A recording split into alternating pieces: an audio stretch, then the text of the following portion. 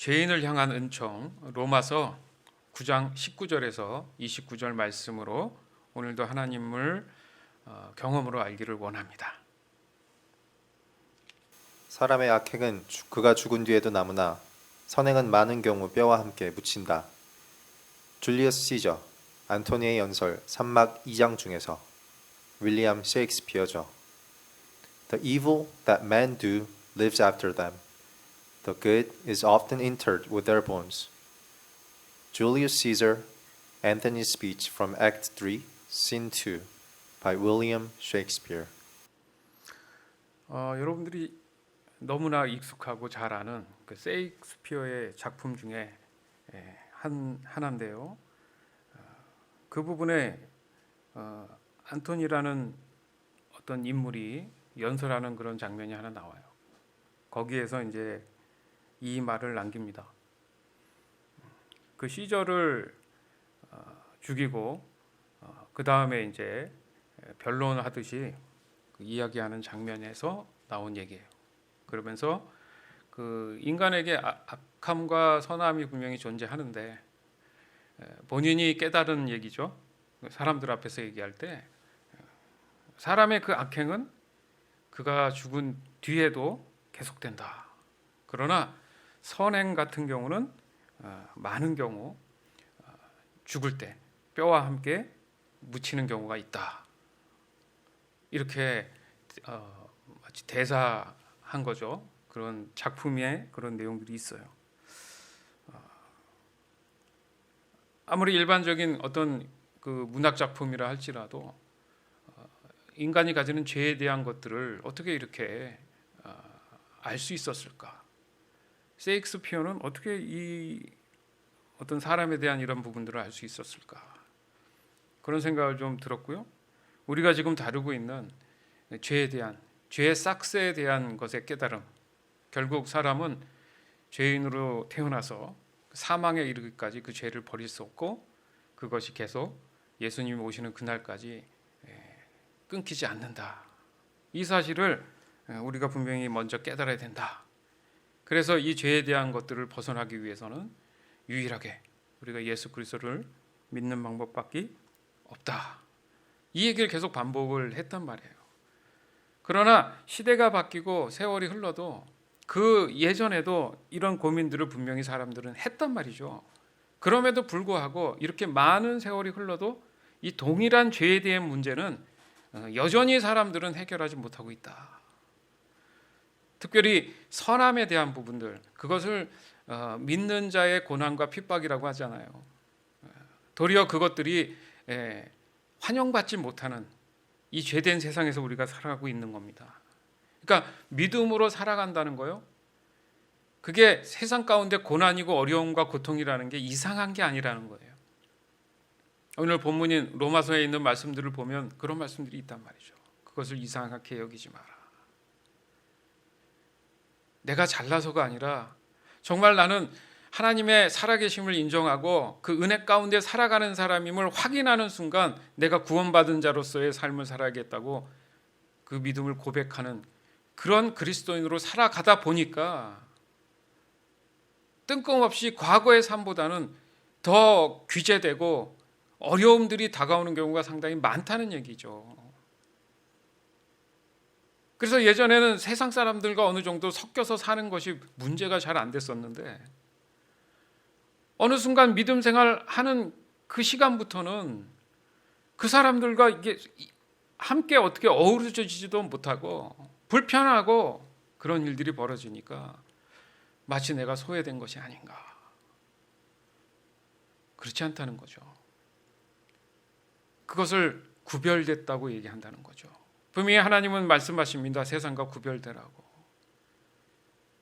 그러면 이제는 더 이상 세상을 의지하는 것이 아니라 하나님 편에서 하나님을 의지하며 살아가야 된다는 이유가 되는 거죠. 그러나 죄된 세상이 예수님이 오시기 전까지 어렵고 힘들기 때문에 육신의 고난이나 정신적인 문제가 분명히 있어요. 그러나 그럼에도 불구하고 나무라는 거죠. 이겨내라는 거죠. 그게 성경이 우리에게 주시는 우리의 사명입니다. 그것을 어떻게 내가 기쁨과 평안으로 받아들이고 자유하면서 살아갈 수 있을까? 그것을 우리가 함께 지금 계속 끊임없이 반복해서 나누는 거예요. 거기서 힘을 얻고, 그죠? 그것을 삶에 적용하며 사람들로 하여금 내가 상처받지 않도록 하려는 겁니다. 그것에서 자유한 그런 그리스도인들은 특별히 세상 가운데 그렇게 얽매이지 않는다는 거죠. 그래서 한번 이 내용이 좀 있어서 한번 눈에 들어와서 한번 제가 소개하게 되었어요. 지금 우리는 다 하나님의 새 언약과 즉 새 약속과 함께 살아가는 사람들이에요. 즉 그 언약 그 약속을 받은 사람들이란 얘기예요. 그러니까 말하자면 모든 사람들에게 공통으로 하나님께서 저 언덕 위나 그 연설하는 높은 곳에서 이렇게 사람들 모두에게 선포한 것과도 같은 거예요.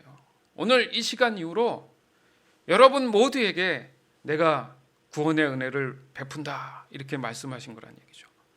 그러나 중요한 것은 그 대상이라는 것이 모든 사람이라 할지라도 모든 사람이 다 자동적으로 다 그 구원의 은혜를 그 은총을 받은 것은 아니라는 거예요. 예언이라는 걸 다시 한번 생각해 볼 필요가 있어요. 예언이 뭡니까? 앞으로의 일들에 대해서 미리 말씀해 주시는 거. 그게 이제 예언이잖아요. 그래서 예언에 있어서 중요한 게 뭐냐면 반드시 일어날 것에 대한 사실들이라는 점이에요. 지난 과거 돌아보건대 성경 안에 있는 내용들의 예언들이 사실 지금 속속들이 다 이루어져 나가고 있는 거 여러분 확인할 수 있습니다.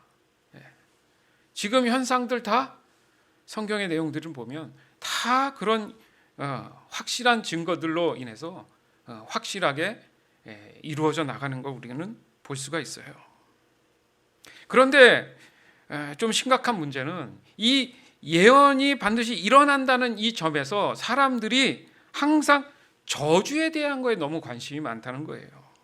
무슨 말이냐면 앞으로 일어날 안 좋은 것에 대한 그 두려움을 자꾸 느낀다는 거죠. 그러니까 자꾸 부정적인 생각을 하는 거예요. 그래서 예언은 언제나 안 좋은 이미지를 갖는 경우가 상당히 많습니다. 그래서 뭐 요한계시록 막 이러면은 막 벌벌벌 떨고 어렵다 그러고 어떻게 되는 거 아니야? 막 이런 부분들 그런 상황들이 생기는데 여러분 아십니까? 성경 말씀은요 그 반대적인 이미지를 갖고 있어요. 우리가 왜 복음을 얘기해요? 새로운 기쁜 소식이 바로 복음이라고 한다면 그렇잖아요. 하나님의 저주가 있으면 그건 복음이 될 수 없죠. 그래서 한번 생각해 봅시다. 예언이라는 것이 존재하고 있다라는 자체가 관심입니다. 관심. 그렇잖아요. 어차피 저주로 죽는다. 그런 경우에는 관심조차 없다. 그러면은 미리 알려줄 필요가 없다는 거죠. 그렇잖아요. 어차피 인간은 죄로 인해서 죽기 때문에 뭘 굳이 예언을 해서 복잡하게 만들 수 있나 할 수 있잖아요. 그러나 예언이 존재한다는 것은 뭐예요? 소망이죠. 하나님께서 사람에 대한 관심이 있으시다는 얘기예요. 좀 더 쉽게 예를 들자면은 우리가 시험을 봐서 모든 어떤 단계들을 걸쳐가고 또 밟아 나가지 않습니까?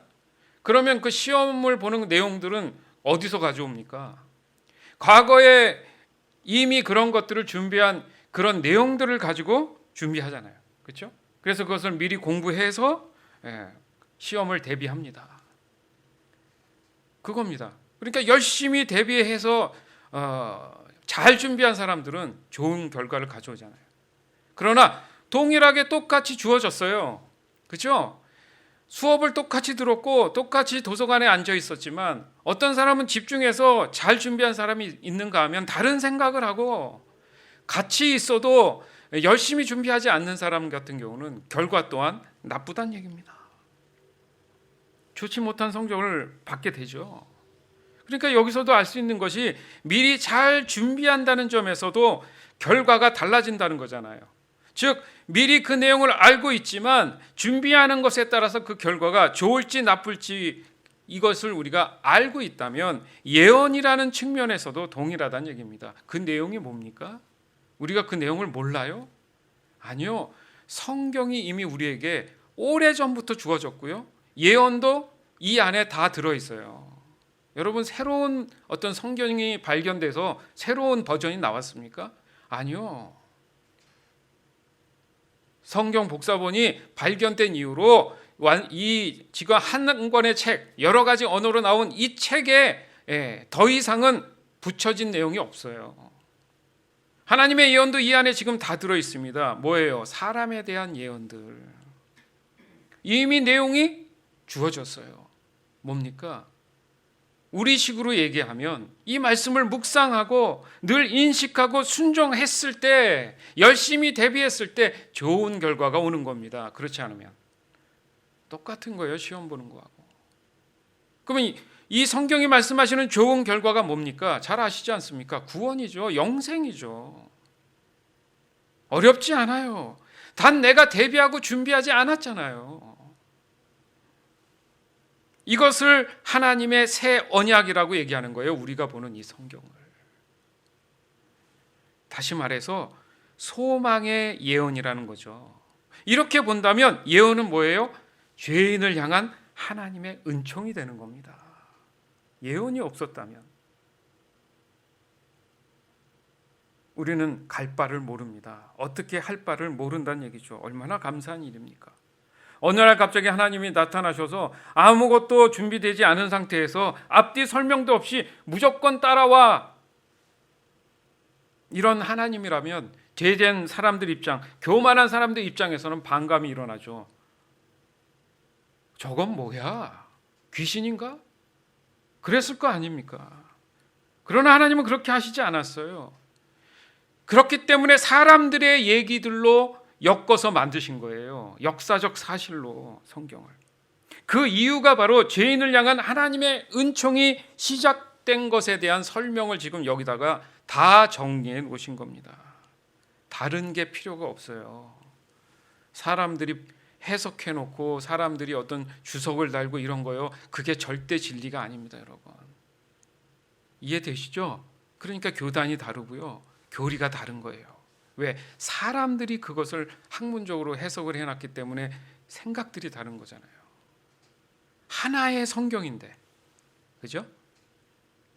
결국 최대한 어떻게든 이 말씀 안에서 내가 깨달을 수 있는 것은 우리가 성경대로 얘기하면 사실은 성령의 조명함을 받아서 그 지혜를 따라서 깨닫는 게 가장 이상적이긴 하죠. 바로 성경은 이런 힘이 있습니다. 지구의 역사를 알고 싶다고요?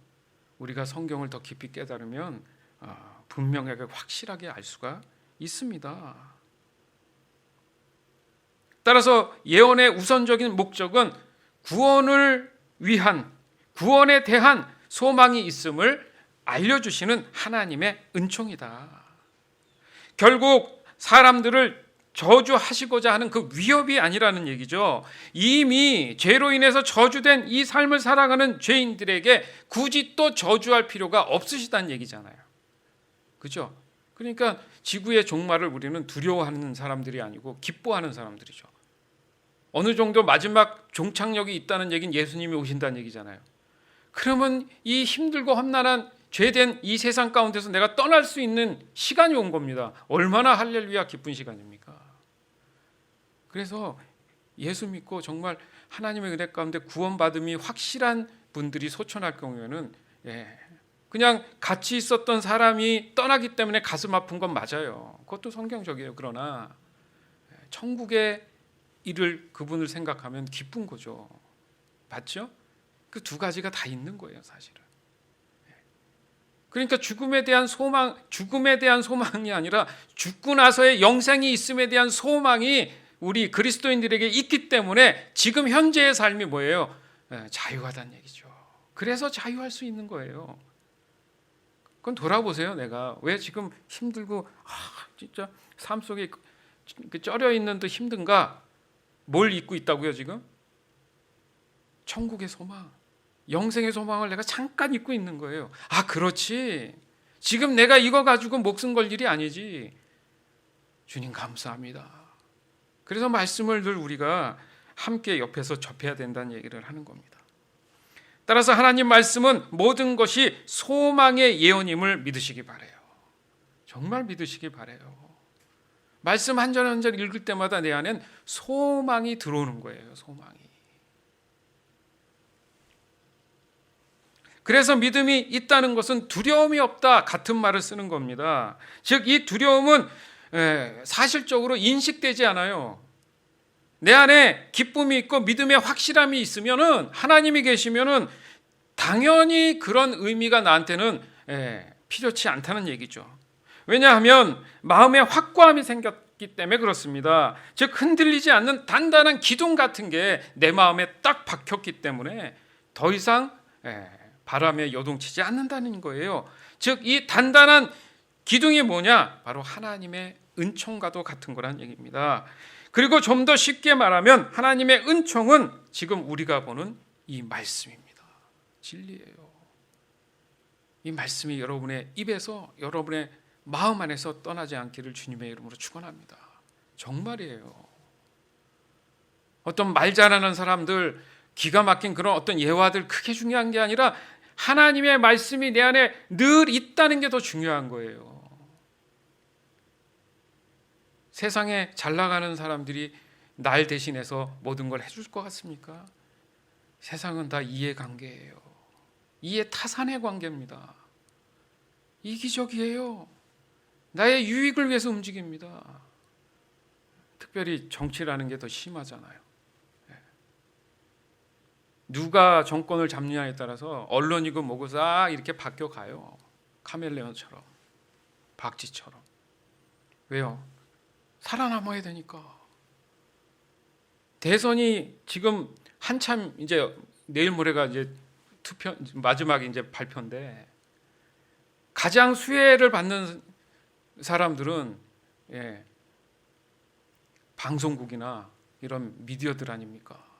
그러니까 그 사람들은 어느 대통령이 정말 나라를 걱정하느냐 안 하느냐 이 문제에 삼지 않아요. 어떻게든 하나라도 선전해서 자기 회사가 유익을 얻느냐에 따라 움직인단 말이죠. 죄송한 얘기인데 그게 자본주의예요. 너무 자본주의 좋아하지 마세요. 자본주의는 빈익빈 부익부입니다. 그렇죠? 뭐가 있어야 투자도 하는 거 아닙니까? 없는 사람은 투자도 못해요. 없는 사람은 더 힘들어져요. 이게 공평합니까? 잠깐 다른 얘기 했지만 중요한 것은 우리가 하나님 안에 있으면 이 땅 가운데 죄된 모든 것들이 어떻게 흘러가도 상관없다는 얘기를 하고 싶은 거예요. 내 믿음이 굳건하면 하나님이 그 사람을 보호해 주십니다. 세상의 공급함이 아니라 하나님이 주신 그 공급함을 받는 저와 여러분이 되기를 다시 한번 주님의 이름으로 축원합니다. 말씀에 대한 깨달음이 그래서 깊어지면 깊어질수록 하나님이 주신 이 은총에 대한 더 확고함이 분명해진다 이겁니다. 쉽게 얘기해서. 로마서 9장 4절에서 8절. 하나님은 내 동족 이스라엘 사람들을 선택하여 아들로 삼으시고 그들에게 자기 영광을 나타내셨으며 그들과 계약을 맺고 율법을 주셨습니다. 그들에게는 성전 예배와 받은 약속이 있고 훌륭한 조상들이 있습니다. 그리고 그들에게서 예수님이 육신을 입고 오셨는데 그분은 온 우주를 다스리시며 길이 찬양을 받으실 하나님이십니다. 아멘. 그러나 하나님의 약속은 이루어지지 않은 것이 아닙니다. 이스라엘 조상을 두었다고 해서 다 이스라엘 사람이 아니며 아브라함의 후손이라고 해서 다 그의 자녀가 아닙니다. 오히려 하나님은 이삭을 통해서 난 사람이라야 내 후손으로 인정될 것이다 라고 말씀하셨습니다. 이것은 육신의 자녀가 하나님의 자녀가 아니라 약속의 자녀라야 아브라함의 후손이 된다는 말입니다. 아멘. 그러니까 성경은 이미 꽤 오래전에 쓰여진 책이잖아요. 분명히 이런 말씀들이 있습니다.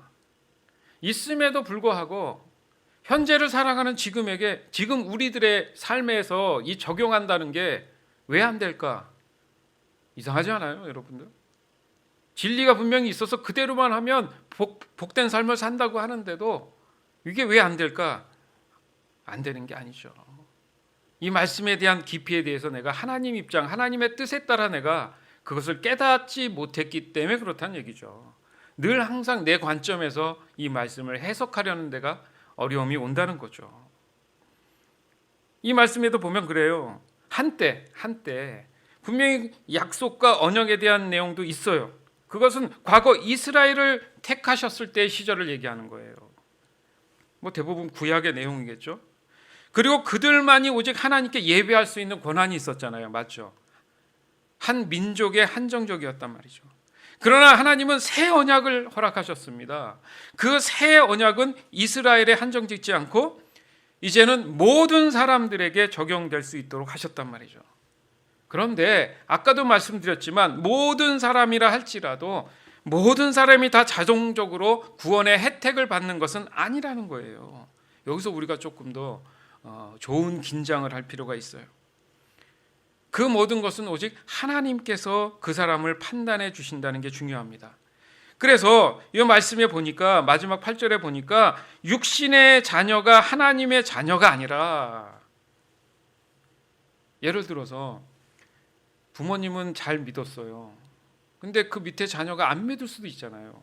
그러니까 부모님이 잘 믿었다고 해서 그 자녀까지 자동적으로 구원받는 게 아닙니다.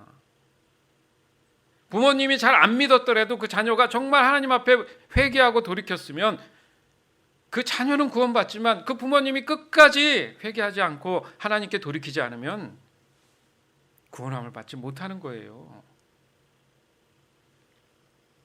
그래서 육신의 자녀가 하나님의 자녀가 아니라 약속의 자녀. 하나님이 뭔가를 정해놓은 게 있는데 그 정해놓은 것을 지키는 자녀. 즉 약속의 자녀가 바로 새 언약, 곧 새 약속 안에 들어있는 사람들. 이게 지금 중요한 거예요, 여러분. 교회 30년 넘게 다녔다고요? 장로라고요? 안수 집사라고요? 권사라고요? 집사라고요? 성가대 대장이라고요? 목사라고요? 구원 받을 것 같습니까? 그건 아무 소용 없는 거예요. 하나님 보실 때 이 사람이 정말 너는 내 약속의 자녀다 했을 때 그 사람이 구원받는 거죠. 사람이 사람을 평가해서 당신은 구원받았습니까? 구원받았습니다. 얘기할 수 없어요. 이 점에서 우리가 좀 더 진지해야 된다는 얘기를 하는 겁니다. 로마서 9장 13절에서 16절. 또 그것은 성경에 내가 야곱은 사랑하였고 에서는 미워하였다라고 하신 말씀과도 같습니다. 그러면 하나님께서 공평치 않으시다는 말입니까? 결코 그렇지 않습니다. 하나님은 모세에게 나는 은혜 베풀 자에게 은혜를 베풀고 불쌍히 여길 자를 불쌍히 여길 것이다 라고 말씀하셨습니다. 그러므로 하나님의 축복은 사람이 원하거나 노력한다고 해서 받는 것이 아니라 하나님께서 자비를 베푸셔야 받습니다. 아멘. 여러분 16절 너무 중요한 말씀인데 사람들은 잘 보지 않아요. 잘 보지 않아요. 하나님의 주권을 인정하고 싶지 않거든요. 하나님의 축복은 사람이 원하거나 노력해서 받는 것이 아니라 하나님이 원하시면 주시는 거고 원치 않으면 안 주시는 거예요. 그러니까 저도 어린 시절에 야곱가에서 이런 말씀 나올 때는 괜히 화가 났어요. 아니 그냥 자기들이 원해서 태어난 것도 아니고 그렇잖아요. 부모에 의해서 태어났는데 누구는 사랑받고 누구는 미움받아서 태어난다? 야, 이거 이상한 하나님이다. 그럴 수 있습니다. 그런데 여기서 하나님의 축복이 뭐냐? 곧 하나님의 은총이란 말이죠. 지금 우리가 하나님의 은총에 대해서 알아야 될 깨달을 이유가 거기 있다는 거죠. 그러니까 사람들의 상식에서 보면 하나님은 사랑이라 하시면서 야곱은 사랑하고 에서는 미워했다는 논리가 모순될 수 있다는 거예요. 맞죠? 지금 뭘 하고 있습니까? 모순됐다는 얘기를 한다는 자체가 내가 지금 그것을 평가하고 있잖아요. 내가 알고 있는 상식선에서 하나님이 하신 일에 대해서 내가 지금 평가하고 있잖아요. 이 자체가 교만이잖아요. 누가복음 15장에도 탕자의 비유가 나옵니다. 여러분이 잘 아는. 그 중에 보면 큰아들이 세상에서 방탕한 동생 탕자가 어느 날 돌아왔어요. 그래서 일하다가 보니까 집에서 잔치 소리가 난단 말이죠. 종을 불러서 무슨 일이냐 그랬더니 당신 동생이 왔는데 아버지께서 잔치를 베풀고 좋은 옷을 입히고 뭐 이러고 있다. 갑자기 큰 아들이 화가 났습니다. 자기도 모르게. 이런 불공평한 때가 어딨나. 그래서 불만을 삼았죠. 그것을 본 아버지가 얘기를 하죠. 왜냐하면 큰아들 입장에서는 늘 아버지 옆에서 열심히 일을 했어요. 그런데 늘 아버지가 자신을 특별하다고 생각하지 않는다고 지금 판단하면서 살았던 거죠. 볼까요? 누가복음 15장 29절에서 32절. 그는 아버지에게 이렇게 말하였다. 제가 여러 해 동안 아버지를 섬겨왔고 아버지의 명령을 어긴 일이 없는데도 제게는 친구들과 함께 즐기라고 염소 새끼 한 마리도 주신 일이 없습니다. 그런데 창녀들과 놀아나다 아버지의 재산을 다 없애버린 동생이 돌아왔다고 아버지는 살찐 송아지까지 잡으셨습니다. 그래서 아버지가 대답하였다. 얘야, 너는 항상 나와 함께 있으니 내가 가진 모든 것이 다 내 것이 아니냐? 그러나 내 동생은 죽었다가 다시 살아났고 잃었다가 다시 찾았으므로 우리가 즐거워하고 기뻐하는 것이 마땅하다. 아멘. 그러니까 여기가 핵심이 뭡니까? 아버지의 뜻이죠. 여러분 그 이후의 삶을 좀 생각해 보세요. 동생에게 무제한으로 다시 한번 그런 것들에 대해서 허락하셨을까요? 와서 기뻤던 거지. 그렇죠? 그런 생각을 안 해요, 사람들은. 그냥 거기까지만 생각을 한다는 거죠. 그러나 큰아들 같은 경우는 아버지의 미래적인 플랜이 있잖아요. 그러니까 잔치가 다 좋은 게 아닙니다. 도리어 이 큰아들이 그런 것에 대한 아버지의 뜻을 알았다면 그래? 동생이 왔단 말이야? 와서 끌어안았겠죠. 그래서 우리에게 이 메시지가 있는 겁니다. 아까도 말씀드렸지만 성경 안에 이런 내용들이 우리 삶에 다 있잖아요. 돈 때문에 형제간에 안 싸웁니까? 예? 형은 평상시에 아버지 모시지도 않아 놓고는 죽게 생겼으니까 이제 와서 재산 큰아들이니까 상속 받아야 된다 그러고 나는 평생 아버지 뒷바라지 했는데 이게 말이 됩니까? 장례식장에서 싸우고 법적으로 소송하고 이게 세상이잖아요. 자잘못을 떠나기 전에 우리가 그리스도인으로서의 거듭남이 있다면 이 해석 또한 이 말씀에서 비추어 볼 수 있도록 해주신다. 이게 지금 우리가 지금 깨달아야 될 진리 아닙니까? 이게 하나님이 주신 은총이란 말이죠. 은총을 누릴 수 있다라는 것은 내가 가만히 있으면 하나님께서 자동적으로 어딜 데리고 가서 사주고 뭐 해주고가 아니라 내 삶에 가장 이상적인 선한 삶으로 갈 수 있도록, 생각할 수 있도록, 행동할 수 있도록 도우신다는 뜻이잖아요. 그럼 항상 은총을 생각하면 내가 선물 뭐 받지? 사람들은 이렇다니까요. 그게 아닌데. 즉 여기서 아버지의 뜻은 하나님의 은총을 말한다고 제가 말씀드렸어요. 이렇듯 하나님의 그 은총은 죄인을 향한 구원의 소망이 전제가 돼 있다라는 겁니다. 그러니까 하나님의 깊이를 알아야죠. 하나님의 그 마음을 알아야죠. 그리고 그것은 그 누구도 불만을 가질 수 없다라는 거예요. 그 아들이 투덜거린다고 해서 뭐가 바뀝니까? 아버지 뜻이 그런데? 자기 마음만 상처받고 속이 썩는 거지. 맞잖아요. 더 이상 뭘 얘기할 수 있어요, 그 큰아들이. 아버지 뜻이 그런데. 즉 하나님의 은총은 약속된 것이지만 반드시 수동적 자유의지에 의해서 진정한 회개가 중요하다는 얘기입니다. 오늘 본문의 야곱과 에서의 경우들 보더라도 그래요. 에서는 하나님의 은총을 너무 쉽게 생각해서 팥죽 한 그릇에 팔아버렸어요. 즉 하나님의 은총보다는 육신의 삶에 충실했던 것으로 보여집니다. 끝까지 죽을 때까지.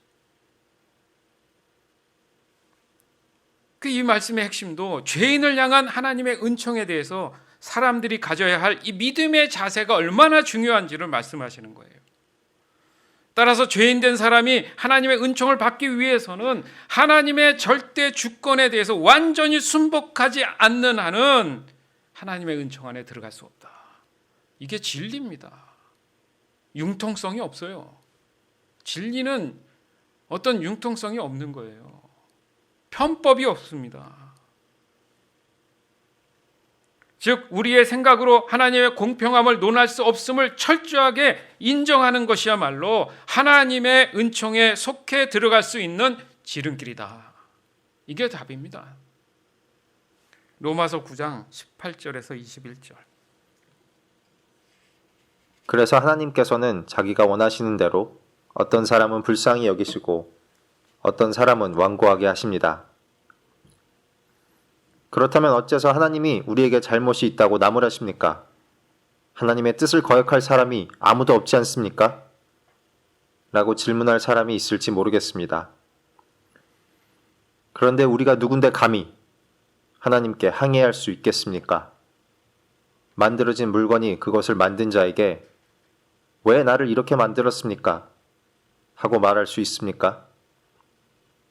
토기장이가 같은 흙으로 귀하게 쓰일 그릇과 천하게 쓰일 그릇을 만들 권리가 없습니까? 저는 이 토기장의 비유를 자꾸 보면 하나님 앞에 죄송한 그런 마음이 드는 게 뭐냐면, 그럼 차라리 그러면 우리가 그릇으로 태어났으면 불만 가질 일도 없잖아요. 유난히 사람들은 이런 질문들을 하게 된단 말이죠. 그러니까 이 비유가 정말 적절한가? 사람과 그릇은 좀 다르잖아요. 그럼에도 불구하고 왜 이 말씀을 하시는지 우리가 깨달으면 된다는 거죠. 어설프게 알면 깨달아지질 않아요. 자꾸 맴돌아요. 그리고 넘어져요. 얕은 거죠. 말씀은 그렇지 않습니다. 여기 보면 그렇다면 어째서 하나님이 우리에게 잘못이 있다고 나무라십니까? 따질만 하죠. 아니 하나님 뜻대로 마음대로 하신다고 해놓고는 왜 우리한테 그 잘못을 묻습니까? 그 얘기인데, 쉽게 얘기해서 어떤 연극의 극본을 만들잖아요. 그럼 배역들이 이제 작가에 의해서 전지적 작가 시점, 하나님의 전지적 시점에서 보면 다 배역들이 정해져 있고 그래서 그 역할들이 있고 그렇잖아요. 그런데 악역을 맡은 사람이 있고 뭐 선한 역을 맡은 사람도 있을 거 아닙니까? 그러면 연극이 끝나고 나서는 너는 악역을 맡았기 때문에 저주를 받아라. 그리고 너는 선한 역할을 받았으니까 복받아라. 이럴 수 없다는 얘기잖아요. 그렇지 않습니까? 그러니까 모든 것이 하나님 마음대로 정해놓고 이제 와서 모든 것을 사람들에게 책임지라고 하는 거 너무 억울하고 불공평한 말 아닙니까? 이 질문인 거예요. 그러나 하나님을 경험으로, 정말 하나님을 경험으로 아는 사람들은 다른 말을 한다는 얘기죠. 여기서 하나님을 경험으로 안다는 게 뭡니까? 하나님의 진짜 뜻을 정확하게 안다는 거예요. 내 생각을 다 빼놓고 참 하나님의 뜻을 아는 거. 여러분 하나님 뜻을 얼마나 알고 살아가고 계세요? 이 하나님 뜻은 그냥 이렇게 지나가듯이 얇게 하는 게 아니에요. 죄의 시작이 그랬잖아요. 하나님의 뜻에 의문을 갖게 된 것부터가 불공평이 나오기 시작했잖아요. 그게 교만의 시작이었단 말이죠. 하나님은 사람들을 만들 때 그 사람이 가장 사람답게 살아갈 수 있는 이상적인 환경으로 조성해 놓으셨어요. 그냥 그러고 살았으면 돼요. 그런데 그 범주 안에서 벗어났지 않습니까? 거기에서 문제가 생긴 거예요. 그렇지 않았다면, 그런 일이 없었다면 늘 평안과 기쁨으로 살아갔을 겁니다. 그러니까 하나님이 파괴한 게 아니라 사람 스스로 파괴하게 된 거란 얘기죠. 늘 문제는 바로 이 자유의지에 대한 깨달음이 적기 때문에 이 현실이 곧 죄의 싹스에 대한 증명이 된다는 사실을 우리가 계속 반복해서 말씀드렸어요. 여기가 자유의지 있는 부분이 그거예요. 하나님의 뜻을 거역할 사람이 아무도 없지 않습니까? 그릇이었으면 그냥 생명체가 아니니까 만들어진 대로 살잖아요. 그런데 사람에게는 이렇게 질문할 수 있는 자유의지라는 게 존재했단 말이에요. 하나님의 형상대로 만들었기 때문에. 그러니까 자유의지를 잘못 오인하니까 문제가 발생한 거잖아요. 그래서 저희가 깨달은 게 긍정적 자유의지가 있고 수동적 자유의지가 있는데, 성경적으로 얘기하면 수동적 자유의지가 진짜 자유의지다. 왜? 하나님 말씀 안에 있을 때 가장 이상적으로 살 수 있다. 무슨 말입니까? 지금 우리의 일상을 보더라도 그렇다는 얘기잖아요. 바쁜 숨가쁜 일상 속에서도 내가 하나님의 말씀 안에, 은총 안에 있는 사람들은 어떤 경우든 그 마음이 흔들리지 않는다고 얘기하면서도 쉽지 않죠. 저도 인정하고 다 인정하는 거예요. 그렇기 때문에 그 굳건한 믿음 때문에 늘 하나님을 찾아야 된다, 기도해야 된다는 얘기를 자꾸 하잖아요. 그래서 자꾸 그 얘기를 반복하는 줄 여러분 알고 있잖아요. 그래도 잘 안 되니까 또 얘기하는 거, 그런 반복적인 일상이 요구가 될 수밖에 없다는 얘기입니다.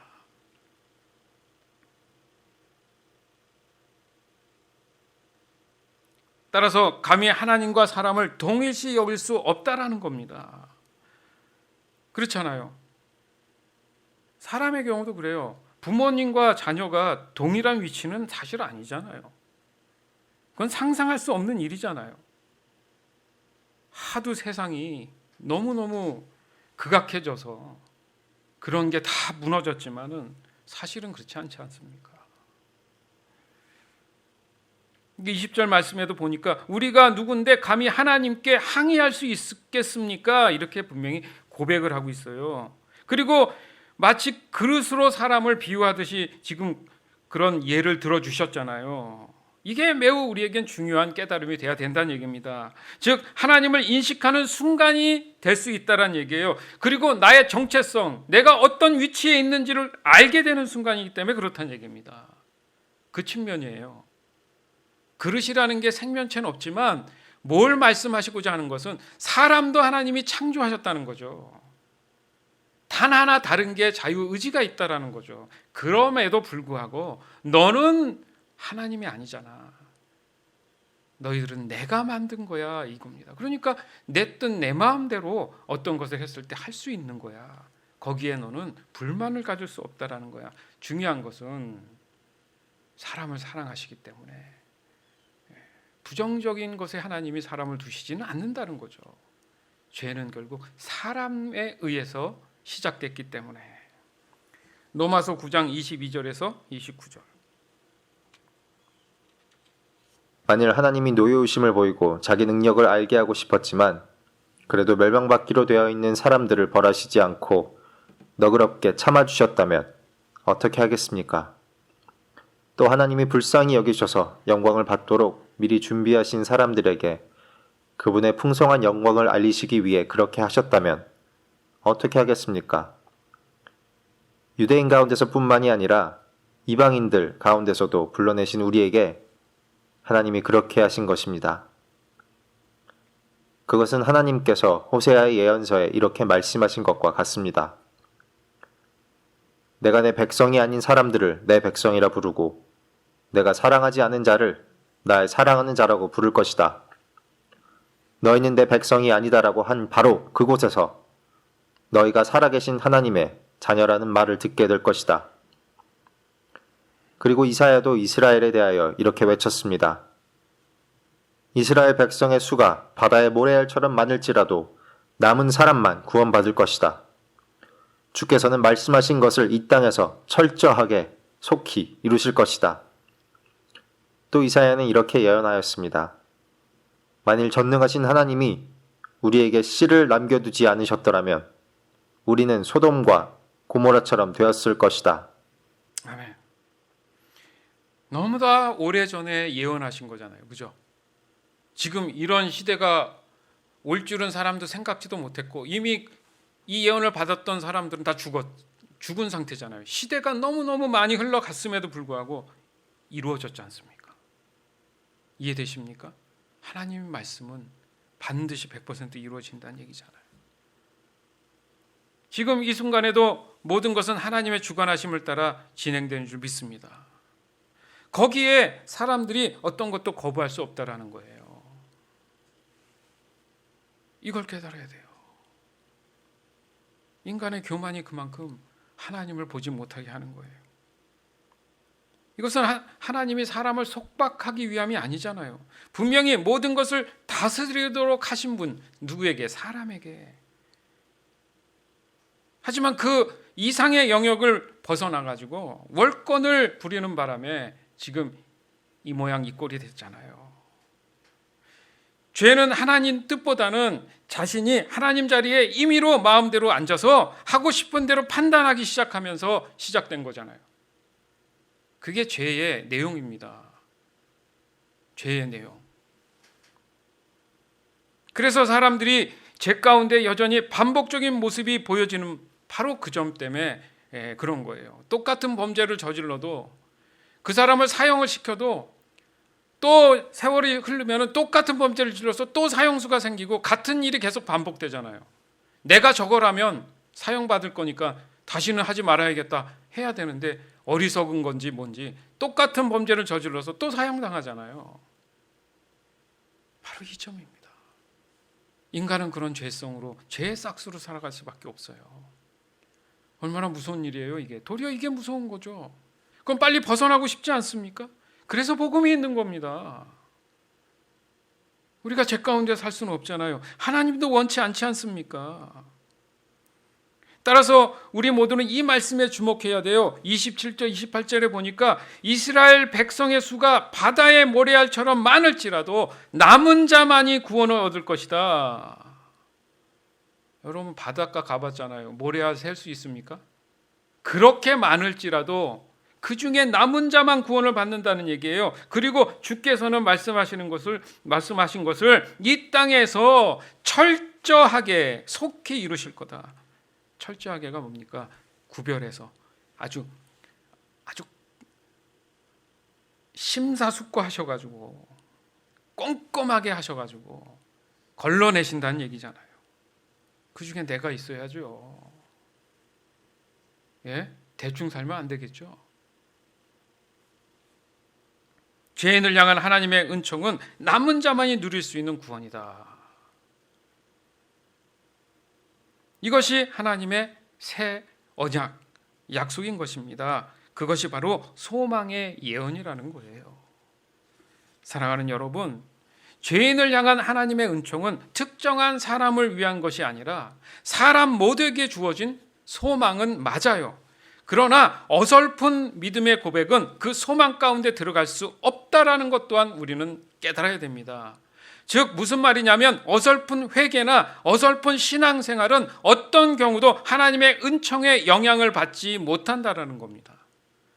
사람들의 이 믿음이 불완전한 이유가 여기 있다는 거예요. 기복적인 신앙이 여기 있다라는 겁니다.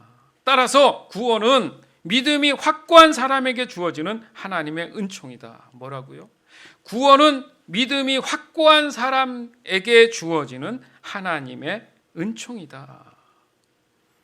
이것은 사람을 창조하신 하나님의 절대 주권을 인정하는 매우 중요한 죄된 사람들의 참 소망임을 고백해야 하는 저와 여러분인 줄 믿습니다. 그리고 여러분의 주변에 여전히 아직도 믿지 않는 사람들, 어설프게 믿는 사람들, 잘못 믿는 사람들 다 포함해서 이 말씀이 내가 깨달아줘서 그들에게 올바른 복음을 전해야죠. 하나님이 우리에게 이 땅 가운데 주신 바로 소명이 바로 이것인 줄 믿습니다. 로마서 9장 30절에서 33절. 그렇다면 우리가 무슨 말을 해야 되겠습니까? 하나님을 찾지 않던 이방인들은 믿음으로 의롭다는 인정을 받았는데 율법을 지키려고 애쓰던 이스라엘은 그 인정을 받지 못하였습니다. 왜 그렇습니까? 그들은 믿음이 아닌 행위로 그것을 추구하다가 장애물에 걸려 넘어진 것입니다. 이것은 성경에 보라, 내가 걸려 넘어지게 하는 돌과 바위를 시온에 둔다. 그러나 그를 믿는 사람은 부끄러움을 당하지 않을 것이다. 라고 쓰인 말씀과 같습니다. 아멘. 오늘 나눈 말씀도 반복해서 묵상하시기 바랍니다.